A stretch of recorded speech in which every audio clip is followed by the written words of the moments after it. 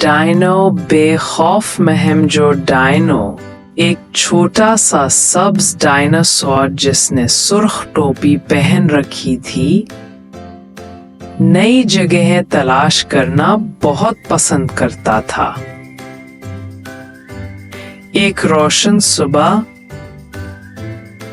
उसे एक अंधेरी गार मिली।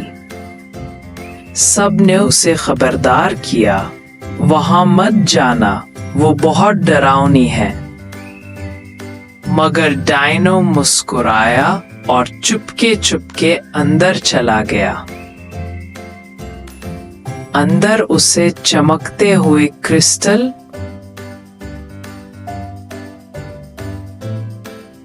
और एक नन्हा सा ड्रैगन मिला जो रो रहा था। डायनो ने हिम्मत दिखाई और ड्रैगन को बाहर ले आया।